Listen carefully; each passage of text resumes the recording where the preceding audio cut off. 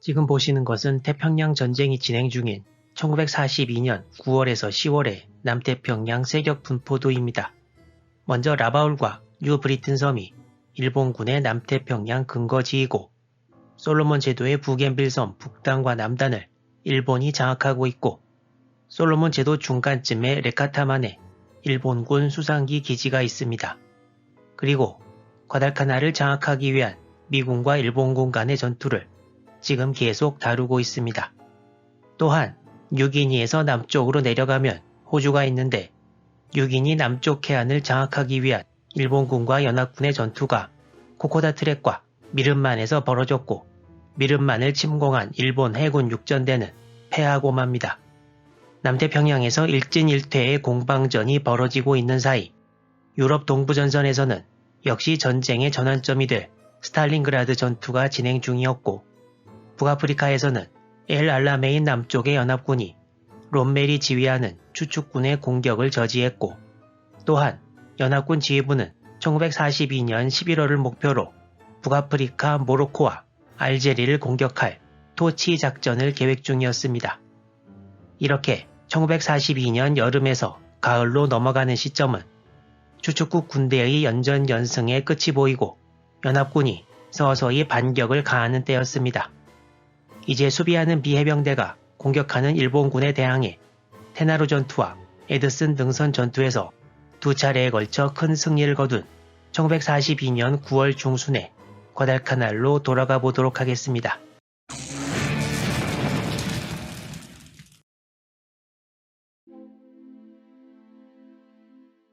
과달카날의 미군은 지난번에 언급되었다시피 이젠 총 병력이 19,200명에 이르렀는데요. 이전보다 수비에 훨씬 좋아진 상황을 이용해 전체 구역을 10개로 나눈 것이 보입니다. 능선 전투 이후 보강으로 당시 과달카날의 미군은 보병만 10개 대대를 보유하고 있었는데 이 중 7개 대대가 남쪽과 동쪽에 배치되었고 해안방어부대는 평소에는 다른 업무도 병행이 가능해서 전체 상황에 여유가 생겼습니다. 그리고 1개 레이더 대대가 계속 있었고 1개 디펜스 바탈리언, 수비대대, 4개 포병 대대에 캡터스 항공대까지 과달카날의 수비는 체계를 어느 정도 갖추었습니다. 또한 제5연대장 리로이 헌트 대령이 미국으로 떠나고 그 자리는 이제 대령이 된 메릿 에드슨이 차지하게 되었습니다. 이런 준비를 바탕으로 해병 제1사단장 밴더그리프트 소장은 이른바 적극적인 방어, 액티브 디펜스를 생각하게 되고 수동적으로 수비만 하는 것에서 벗어나 일본군에 대한 소규모 공격 계획을 짜게 됩니다. 일본군 지휘부가 확실히 카와구치 지대의 패배 소식을 접한 9월 15일에서 이틀이 지난 17일 스기야마 하지메 일본 육군 참모총장은 도쿄의 황궁에서 히로히토에게 카와구치 지대의 패전 소식과 일본이 나름 생각하는 이유를 전하고 만주의 관동군과 중국의 진압학영군에서 일부 병력을 차출해서 확실하게 준비를 한 다음에 10월에 다시 과달카날의 미군에 대한 공격을 시도하겠다고 보고했습니다. 이치키 시대의 전멸 소식이 황궁에 전해진 것이 8월 24일. 그때부터 한 달이 채 지나지 않은 상황에서 히로히토는 또 한 번의 패전 소식을 받은 것입니다. 이런 상황에서 일본군은 6해군이 동시에 과달카날에 대해 고심하기 시작하는데요.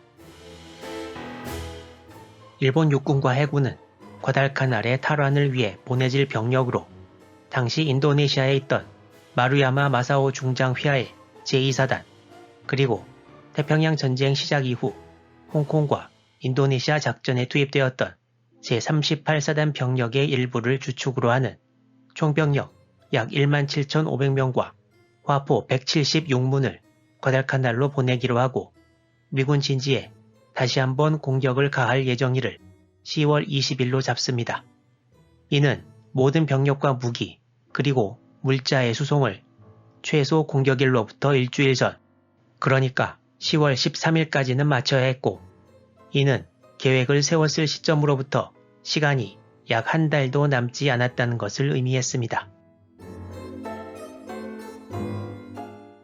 밴더그리프트 사단장의 소규모 공격 계획은 미군 진지 중심부에서 약 8km 서쪽에 있고 이전부터 일본군 잔당들의 근거지였던 마타니카우강 유역, 정확히는 하류 쪽이었습니다. 미군도 카와구치 지대 잔여 병력이 이쪽으로 갔다는 것을 알고 있었는데요.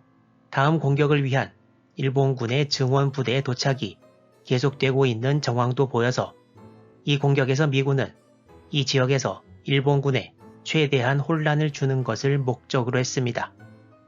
이 공격의 선봉을 맡은 부대는 새로 도착한 해병 제7연대 제1대대로서 체스티라는 별명을 가지고 있는 루이스 풀러 중령이 맡았습니다. 미군의 작전 계획에 의하면 제7연대 제1대대는 남쪽 오스틴산을 따라 서쪽으로 전진해서 마타니카우강을 건넌 다음에 코쿤보나 쪽까지 진출하는 것을 목표로 잡았고 추가로 이제 새뮤얼 그리피스 중령이 새로 지휘하는 제1 레이더 대대가 해안 쪽에서 접근해 역시 마타니카우강을 건너 서쪽으로 진출하는 것을 목표로 삼았습니다. 미군은 이쪽 근처에 일본군이 예전처럼 약 400여 명 있을 것으로 보았는데요. 카와구치 소장의 생각으로는 만약 이 지역을 미군에 뺏기면 이후 비행장을 공격하기가 정말 어려워질 것이 뻔해서 좌익대를 지휘하던 오카대좌를 중심으로 마타니카우강 유역의 방어를 증강할 것을 명령했고 이 지역에 배치된 일본군의 숫자는 최소 2,000명에 실제는 훨씬 더 많았다고 합니다. 풀러 중령의 7연대 1대대 약 930명의 병력은 9월 23일 아침 미군 진지를 떠납니다. 풀러 중령의 부대는 남쪽 산지를 타고 오면서 9월 24일 17시 일본군을 공격하고 부상병을 후송시킨 후 지원 병력과 합류해 25일 야영을 한 후 북쪽으로 향합니다. 그렇지만 강 중간과 하구 쪽에서 일본군의 완강한 저항에 부딪혀 사상자가 속출합니다. 26일과 27일에 걸쳐 강을 건너지 못하고 고전하고 있는 사이 에드슨 등선 전투의 영웅인 케네스 베일리 소령이 전사하는 사태가 벌어집니다. 미군이 도하에 성공하면 일본군 진지 뒤에 상륙작전을 벌여 일본군을 포위하려고 했으나 통신에 혼란이 생겨 돌파 전에 상륙이 이루어지고 상륙부대는 바로 일본군의 공격을 받습니다. 이때가 9월 27일 13시경이었습니다. 이때 상륙부대를 지휘하던 오토 로저스 소령이 일본군 박격포에 맞아 전사했습니다. 위기에 몰린 상륙부대는 설상가상으로 무전기까지 놓고 와서 흰색 속옷으로 등선 위에 영어로 헬프라고 써서 도움을 요청하고 이를 캡터스 항공대 항공기가 발견하고 미군 지휘부에 이를 송신합니다. 이 상륙부대는 부상병과 함께 복귀한 풀러 중령의 제7연대 제1대대 나머지 병력이었는데요. 풀러 중령은 구축함 몬센에 탑승해서 함포 사격으로 능선의 미군을 탈출시킵니다. 더글러스 먼로는 이때 과다카날에 있던 미 해안 경비대 소속 수병이었는데요. 이때 자신이 탑승한 상륙정으로 다른 상륙정에 쏟아지는 사격을 막으려다 전사했고 2차 대전 때 해안 경비대 소속으로서는 유일하게 명예훈장 메달 오브 아너를 받게 됩니다. 나머지 병력들은 상륙정에 탑승해 귀환합니다. 미군은 9월 27일에 끝난 이 전투에서 60명 전사에 160명 부상이라는 큰 피해를 입습니다. 일본군처럼 미군도 적정 파악이 제대로 안 된 상태에서 일어난 사태였습니다. 육지에서 전투가 벌어지는 사이 일본 항공대도 기상이 좋으면 계속 과달카날을 공격했는데요. 일본 항공대의 고민거리 중 하나가 바로 과달카날의 캡터스 항공대 와일드캣 전투기들이 제로기와의 교전을 피하고 일본 폭격기들만 상대로 큰 피해를 입히는데 계속 성공하고 있었다는 것이었습니다. 여기서 일본이 하나 아이디어를 내는데요. 폭격기와 이를 호위할 제로기가 같이 과달카날로 오다가 미리 연락을 받은 와일드캣 전투기들이 뜨면 폭격기들은 그냥 돌아가고 제로기들이 와일드캣을 상대한다는 것이었습니다. 일본 항공대는 9월 말부터 이 작전을 시범적으로 사용해 보게 됩니다.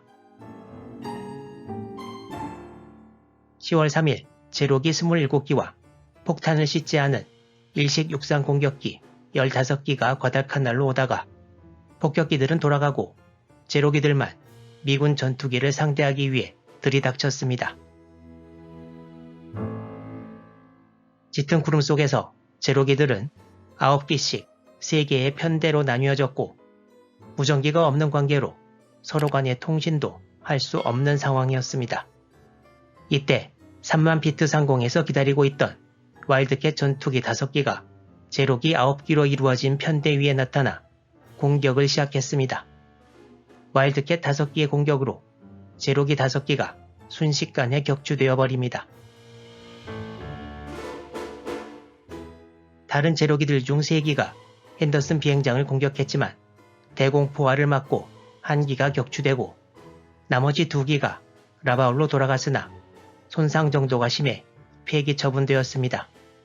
일본은 총 27기의 제로기 중 10기를 잃었고 미국은 와일드캣 2기를 잃었습니다.